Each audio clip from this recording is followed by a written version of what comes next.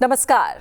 संसदीय लोकतंत्र में कार्यपालिका की निगरानी और जवाबदेही तय करने के लिए विधायिका के पास कई तरह के तरीके हैं। उसमें प्रश्नकाल सबसे महत्वपूर्ण है। संसद के दोनों सदनों में प्रश्नकाल की कार्यवाही के दौरान विभिन्न विषयों से जुड़े सवाल पूछे जाते हैं, जिसका जवाब संबंधित मंत्रालयों की ओर से दिया जाता है। लोकसभा में प्रश्नकाल के दौरान विभिन्न मंत्रालयों से जुड़े विषयों पर सदस्यों ने सवाल पूछे, जिसका संबंधित मंत्रालय की ओर से जवाब दिया गया।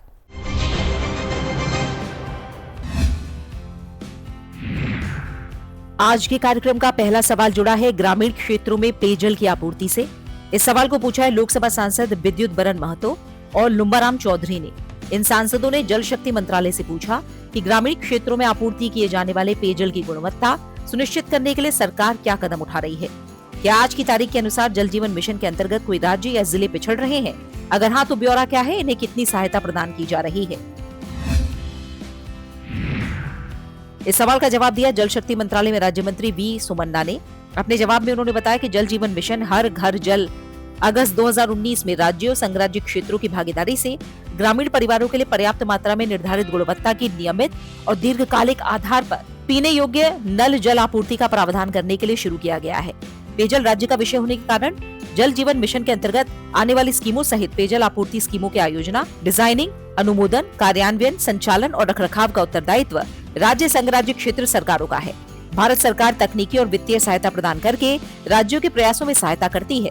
जल जीवन मिशन के तहत मौजूदा दिशा निर्देशों के अनुसार भारतीय मानक ब्यूरो के BIS 1500 मानकों को जल आपूर्ति योजनाओं के माध्यम से आपूर्ति किए जा रहे जल की गुणवत्ता के लिए बेंचमार्क के रूप में अपनाया जाता है। कार्य संबंधी दिशा निर्देशों के अनुसार राज्य संघ राज्य क्षेत्र जल गुणवत्ता निगरानी और पर्यवेक्षण गतिविधियों के लिए JJM के तहत धनराशि के अपने वार्षिक आवंटन का 2% तक उपयोग कर सकते हैं, जिसमें अन्य बातों के साथ ही जल गुणवत्ता परीक्षण प्रयोगशाला की स्थापना और सुदृढ़ीकरण, उपकरणों, उपस्करों, रसायनों, कांच के बने सामान, उपभोग्य सामग्रियों की खरीद, कुशल जनशक्ति को काम पर रखना, फील्ड टेस्ट किट का उपयोग करके समुदाय द्वारा निगरानी, जल गुणवत्ता के संबंध में जागरूकता लाना, शैक्षिक कार्यक्रम आयोजित करना, प्रयोगशालाओं का प्रत्यायन, मान्यता शामिल है। राज्यों संघ राज्य क्षेत्रों द्वारा दी गई सूचना के अनुसार आज की तारीख में विभिन्न स्तरों जैसे राज्य, क्षेत्रीय, जिला, उपमंडल, ब्लॉक स्तर पर मोबाइल और या WTP सुविधा प्रयोगशालाओं के स्तर पर 2848 पेयजल गुणवत्ता परीक्षण प्रयोगशालाएं हैं।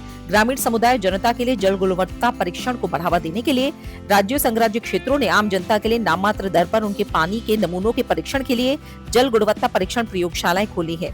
विभाग ने मार्च 2023 में प्रकाशित पेयजल शोधन प्रौद्योगिकियों संबंधी पुस्तिका और दिसंबर 2024 में प्रकाशित ग्रामीण परिवारों को पाइपगत पेयजल आपूर्ति की जल गुणवत्ता की निगरानी के लिए संक्षिप्त पुस्तिका जारी की। दोनों का उद्देश्य सुरक्षित जल आपूर्ति प्रणाली के प्रभावी प्रबंधन में फील्ड प्रैक्टिशनर्स का मार्गदर्शन करना है।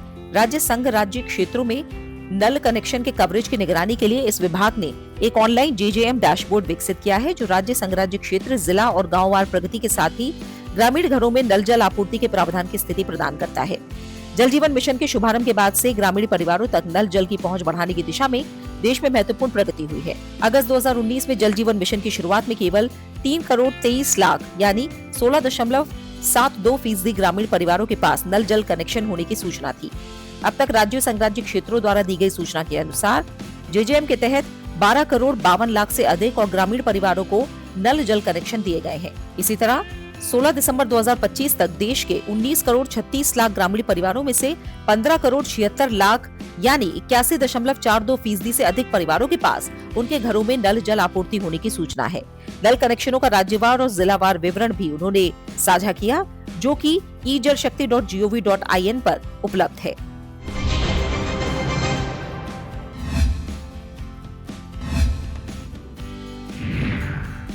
आज के कार्यक्रम का अगला सवाल जुड़ा है पेट्रोल में इथेनॉल के मिश्रण से। सवाल को पूछा है लोकसभा सांसद डॉक्टर लता वानखेड़े ने।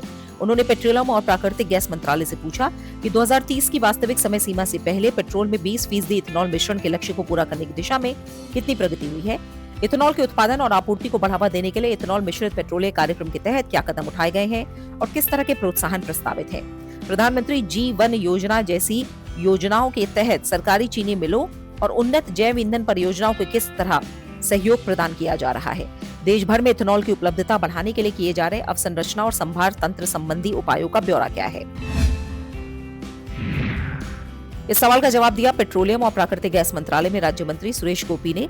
अपने जवाब में उन्होंने बताया कि राष्ट्रीय जैव ईंधन नीति 2018 जिसे 2022 में संशोधित किया गया था, अन्य बातों के अलावा पेट्रोल में इथेनॉल के 20% मिश्रण के लक्ष्य को 2030 से घटाकर इथेनॉल आपूर्ति वर्ष 2025-26 तक कर दिया गया। सार्वजनिक क्षेत्र की तेल विपणन कंपनियों ने जून 2022 में यानी ESY 2021-22 के दौरान निर्धारित लक्ष्य से 5 महीने पहले पेट्रोल में 10%, ESY 2022-23 में 12.06% और ESY 2023-24 में 14.60% इथेनॉल मिश्रण का लक्ष्य प्राप्त किया है। इथेनॉल आपूर्ति वर्ष 2024-25 के दौरान 1000 करोड़ लीटर से ज्यादा इथेनॉल का मिश्रण किया गया, जिससे पेट्रोल में औसतन 19.24% इथेनॉल का मिश्रण प्राप्त हुआ। अक्टूबर 2025 में 19.97% इथेनॉल का मिश्रण लक्ष्य प्राप्त किया गया। देश में इथेनॉल उत्पादन के लिए फीड स्टॉक और अवसंरचनात्मक ढांचे की निरंतर उपलब्धता सुनिश्चित करने के लिए सरकार ने कई कदम उठाए हैं, जिनमें अन्य बातों के साथ ही इथेनॉल उत्पादन के लिए फीड स्टॉक का विस्तार, इथेनॉल मिश्रित पेट्रोल कार्यक्रम के तहत इथेनॉल अधिप्राप्ति के लिए प्रशासित मूल्य व्यवस्था, EBP कार्यक्रम के लिए इथेनॉल पर GST दर को घटाकर 5% करना, 2018 से 2022 के दौरान विभिन्न इथेनॉल ब्याज अनुदान योजनाएं आरंभ करना, सहकारी चीनी मिलों के लिए मौजूदा गन्ना आधारित डिस्टिलरी को शीरे और खाद्यान्न से इथेनॉल उत्पादन के लिए बहु फीडस्टॉक संयंत्रों में परिवर्तित करने के लिए एक समर्पित अनुदान योजना, OMC और समर्पित इथेनॉल संयंत्रों के बीच 233 दीर्घकालिक उठान समझौतों पर हस्ताक्षर करना, ESI 2024-25 और ESI 2025-26 प्रत्येक के लिए इथेनॉल उत्पादन के लिए भारतीय खाद्य निगम के 52 लाख मीट्रिक टन अधिशेष चावल का आवंटन करना, ESI 2024-25 के लिए इथेनॉल उत्पादन के लिए 40 LMT चीनी का विपथन करना, ESI 2025-26 के लिए गन्ने के रस, चीनी सिरप, B हैवी शीरे और C हैवी शीरे से इथेनॉल का निर्बाध उत्पादन करना, इथेनॉल का बहुविध परिवहन और इथेनॉल भंडारण क्षमता में वृद्धि के साथ ही इथेनॉल के उच्च मिश्रणों के प्रबंधन के लिए अन्य संबद्ध अवसंरचनात्मक ढांचे का विकास करना शामिल है। इसके अलावा सरकार ने प्रधानमंत्री जीवन योजना 2019 अधिसूचित की थी, जिसे वर्ष 2024 में संशोधित किया गया था। इसका उद्देश्य देश में लिग्नोसेलुलोसिक बायोमास और अन्य नवीकरणीय फीडस्टॉक के लिए उपयोग करके सतत विमान ईंधन परियोजनाओं सहित उन्नत जैव ईंधन की स्थापना करना है।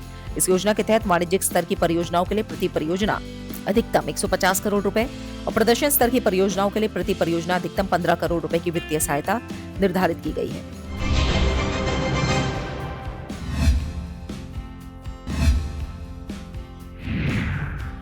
आज के कार्यक्रम का अगला सवाल जुड़ा है ADAS को अनिवार्य रूप से लागू करने से। सवाल को पूछा है लोकसभा सांसद प्रतिभा सुरेश धानोरकर ने।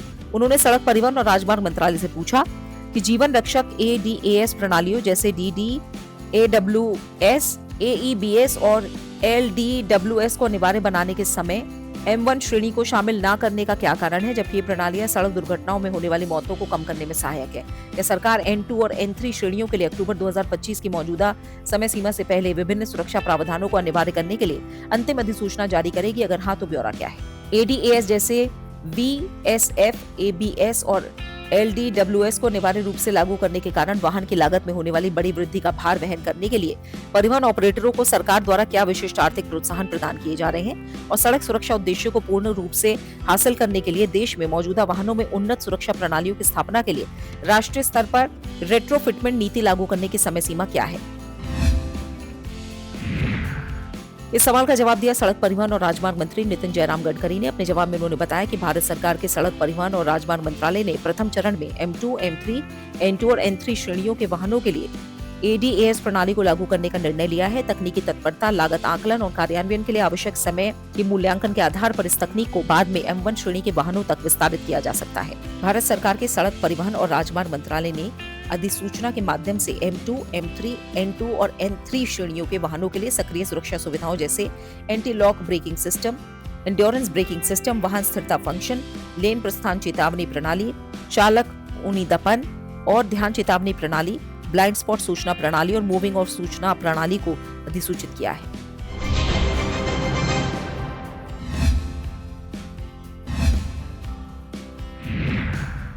कार्यक्रम का अगला सवाल जुड़ा है उड़ान योजना के तहत हवाई मार्ग से। सवाल को पूछा है लोकसभा सांसद डॉक्टर धर्मवीर गांधी ने। उन्होंने नागर विमानन मंत्रालय से पूछा कि उड़ान योजना के तहत 31 अक्टूबर 2025 तक स्वीकृत सभी क्षेत्रीय संपर्क मार्गों का ब्यौरा क्या है।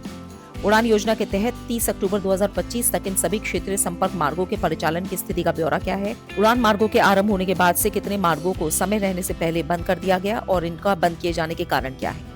योजना के तहत विकसित ऐसे कितने विमानपत्तन हैं जिन पर वर्तमान में नियमित उड़ान सेवा नहीं है। इन कमियों को दूर करने और उड़ान मार्गों की व्यवहार्यता सुधारने के लिए क्या कदम उठाए गए हैं? इस सवाल का जवाब दिया नागर विमानन मंत्रालय में राज्य मंत्री मुरलीधर मोहोल ने। अपने जवाब में उन्होंने बताया कि 3 वर्ष की अवधि से पहले मार्गों को बंद करने के प्रमुख कारणों में कोविड-19 महामारी, विमान की कमी, आपूर्ति श्रृंखला की समस्याएं, विमान रखरखाव, हवाई अड्डे, रनवे रखरखाव, कुछ मार्गों पर कम यात्री मार्ग शामिल हैं। आज की तारीख में उड़ान योजना के तहत 14 हवाई अड्डे प्रचालन में नहीं है, जिसका कारण है 3 साल की रियायत अवधि का पूरा होना, खराब दृश्यता की स्थिति, केवल VFR वाले हवाई अड्डों पर दिन में रनवे पर प्रतिबंध, विमान की कमी, पट्टे की दिक्कतें, एयरलाइनों द्वारा अस्थायी रूप से सेवाएं बंद करना, मार्गों में नवीनता और कम यात्री भार। इन मार्गों पर निर्बाध उड़ान प्रचालन सुनिश्चित करने के लिए सरकार एयरलाइनों को व्यवहार्यता अंतर वित्त पोषण प्रदान करती है, क्षेत्रीय हवाई अड्डों के उन्नयन में सहायता करती है और परिचालन संबंधी लचीलेपन को प्रोत्साहित करती है। इसके अलावा पिछले बोली दौरों में बंद हो गए मार्गों के लिए भी बाद के दौरों में पुनः बोली प्रक्रिया में शामिल किया जाता है या अवार्ड किया जाता है और कार्यशील किया जाता है। इसके अलावा सभी मौसम में प्रचालन के लिए सुसाध्य हवाई अड्डों पर विशेष दृश्य उड़ान नियम और उपकरण उड़ान नियम मानकों जैसी टेक्नोलॉजी को अपनाने जैसे कदम भी उठाए गए हैं। राज्यसभा में प्रश्नकाल के दौरान विभिन्न दलों के सांसदों ने मंत्रालयों से जुड़े कई विषयों पर सवाल पूछे, जिसका सरकार की ओर से जवाब दिया गया।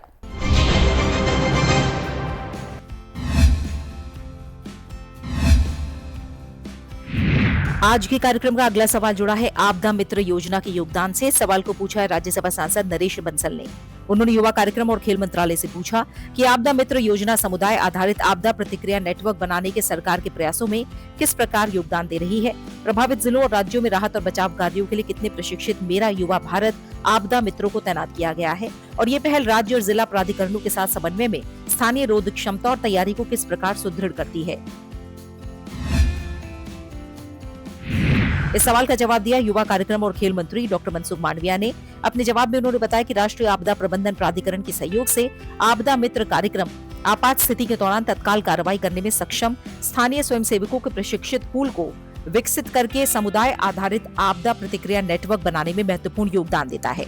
ये स्वयंसेवक विशेषीकृत एजेंसियों के आने से पहले अपने समुदायों के भीतर प्राथमिक मददगार के रूप में काम करते हैं, स्थितियों का प्रबंधन करने में सहायता करते हैं। ये कार्यक्रम आपदा पूर्व तैयारी को भी बढ़ावा देता है, स्थानीय अधिकारियों के साथ समन्वय को सुदृढ़ करता है और आपदा संभावित क्षेत्र में आत्मनिर्भरता और समग्र सामुदायिक सहन क्षमता दोनों को बढ़ाता है।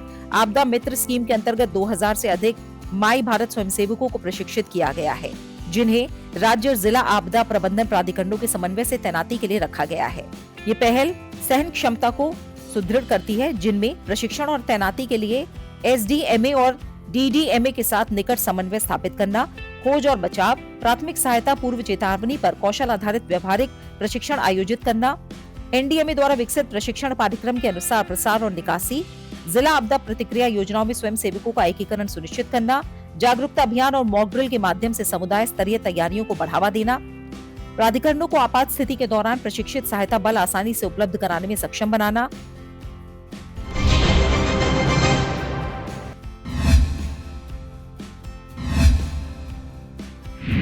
आज के कार्यक्रम का अगला सवाल जुड़ा है पर्यटन केंद्रों के विकास से। सवाल को पूछा है राज्यसभा सांसद घनश्याम तिवारी ने। उन्होंने पर्यटन मंत्रालय से पूछा कि प्रत्येक राज्य में विकास के लिए चिन्हित प्रमुख पर्यटन केंद्र कौन से हैं, इन केंद्रों के लिए विस्तृत परियोजना रिपोर्ट और सार्वजनिक निजी भागीदारी की स्थिति और कार्यान्वयन के लिए समय सीमा क्या है। इस सवाल का जवाब दिया पर्यटन मंत्री गजेंद्र सिंह शेखावत ने। अपने जवाब में उन्होंने बताया कि सार्वजनिक निजी भागीदारी सहित पर्यटक गंतव्यों और पर्यटन उत्पादों की पहचान, उनका विकास और संवर्धन मुख्य रूप से संबंधित राज्य सरकार, संघ राज्य क्षेत्र प्रशासन द्वारा किया जाता है। पर्यटन मंत्रालय अपनी विभिन्न योजनाओं के माध्यम से राज्य सरकारों, संघ राज्य क्षेत्र प्रशासनों को योजना दिशा निर्देशों, सरकारी अनुदेशों के अनुरूप विस्तृत परियोजना प्रस्तावों की प्राप्ति पर और बजट की उपलब्धता के अध्ययन परियोजनाओं को स्वीकृति देकर वित्तीय सहायता प्रदान करता है। पर्यटन मंत्रालय ने 2014-15 में देश में चिन्हित किए गए विषयगत परिपथ के तहत पर्यटन अवसंरचना का विकास करने के विचार से अपनी स्वदेश दर्शन योजना की शुरुआत की। इस योजना को अब स्थायी और उत्तरदायी पर्यटन स्थलों का विकास करने के विचार से स्वदेश दर्शन 2.0 के नाम से नया रूप दिया गया है। पर्यटन मंत्रालय पर्यटकों के अनुभवों को बेहतर बनाने और पर्यटन अवसंरचना विकास के लिए अपनी चुनौती आधारित गंतव्य विकास स्वदेश दर्शन की एक उप योजना और तीर्थ स्थल कायाकल्प और आध्यात्मिक विरासत संवर्धन अभियान योजना के तहत राज्य सरकारों, संघ राज्य क्षेत्र प्रशासनों को वित्तीय सहायता भी प्रदान करता है।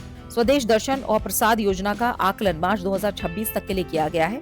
भारत सरकार ने पूंजी निवेश के लिए राज्यों को विशेष सहायता वैश्विक स्तर पर प्रतिष्ठित पर्यटन केंद्रों का विकास नाम की अपनी योजना के तहत भी देशों में 40 परियोजनाओं को मंजूरी दी है, जिसका प्राथमिक उद्देश्य देश में प्रतिष्ठित पर्यटन केंद्रों का व्यापक रूप से विकास करना और वैश्विक स्तर पर उनकी ब्रांडिंग और विपणन करना है। इस योजना के तहत परियोजनाओं को राज्य सरकारों से विस्तृत परियोजना रिपोर्ट की प्राप्ति और दिए गए मापदंडों पर उसके मूल्यांकन के अनुरूप मंजूरी दी गई थी। ऐसे SCI योजना के दिशा निर्देशों के अनुसार परियोजनाओं को संबंधित राज्य सरकार द्वारा कार्यान्वित और प्रबंधित किया जाता है और इन परियोजनाओं को अधिकतम 2 वर्ष की अवधि में विकसित और पूर्ण किया जाना होता है। भारत सरकार इस योजना के तहत 31 मार्च 2026 तक निधियां जारी करेगी।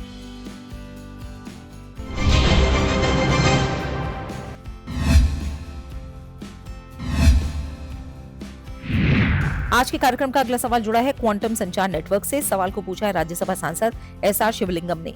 उन्होंने विज्ञान और प्रौद्योगिकी मंत्रालय से पूछा कि सरकार ने लंबी दूरी के क्वांटम संचार नेटवर्क के विकास और तैनाती में सहयोग के लिए भारतीय सेना के साथ सहयोग और मौजूदा ऑप्टिकल फाइबर्स अवसंरचना के उपयोग के लिए कौन कौन से कदम उठाए हैं। राष्ट्रीय क्वांटम मिशन से प्राप्त प्रगति का लाभ उठाते हुए देश भर में रणनीतिक स्थानों पर क्वांटम प्रमुख वितरण अवसंरचना के विस्तार के लिए सरकार ने कौन कौन सी पहल प्रस्तावित की है। राष्ट्रीय क्वांटम मिशन को बढ़ावा देने के लिए सरकार ने क्या उपाय किए हैं, इसके लिए निधियां आवंटन का ब्यौरा क्या है। राष्ट्रीय डिजिटल सुरक्षा और तकनीकी संप्रभुता पर क्वांटम संचार प्रगति का अपेक्षित प्रभाव क्या है। इस सवाल का जवाब दिया विज्ञान और प्रौद्योगिकी मंत्रालय में राज्य मंत्री डॉक्टर जितेंद्र सिंह ने। अपने जवाब में उन्होंने बताया कि राष्ट्रीय क्वांटम मिशन देश भर के रणनीतिक स्थानों पर लंबी दूरी के सुरक्षित क्वांटम संचार के लिए स्पष्ट लक्ष्य निर्धारित करता है।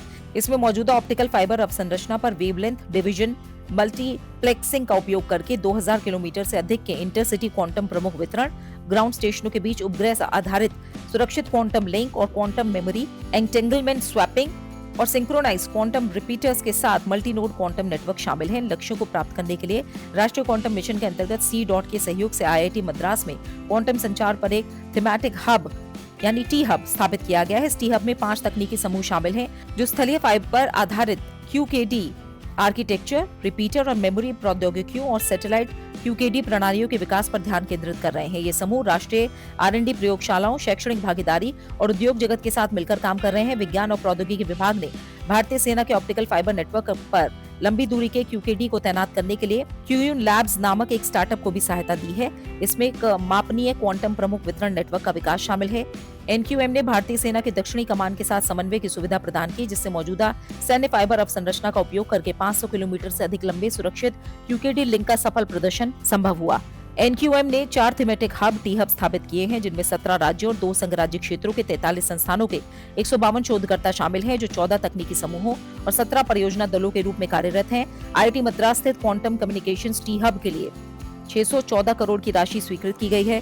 यह हब पूरी तरह से चालू है और प्रौद्योगिकी विकास, मानव संसाधन विकास, उद्यमिता और अंतर्राष्ट्रीय सहयोग सहित विभिन्न कार्यकलापों में संलग्न है। NQM के अंतर्गत की गई क्वांटम संचार पहले क्वांटम प्रतिरोधी सुरक्षित लिंक को सक्षम करके और पोस्ट क्वांटम क्रिप्टोग्राफी में रूपांतरण में सहायता करके राष्ट्रीय डिजिटल सुरक्षा को मजबूत करते हैं। QKD प्रणालियों का स्वदेशी विकास तकनीकी संप्रभुता को बढ़ाता है, बाहरी निर्भरता को कम करता है, उभरती टेक्नोलॉजी क्षेत्रों में स्टार्टअप, उद्योग जगत की भागीदारी और उच्च मूल्य वाले रोजगार को उत्प्रेरित करता है।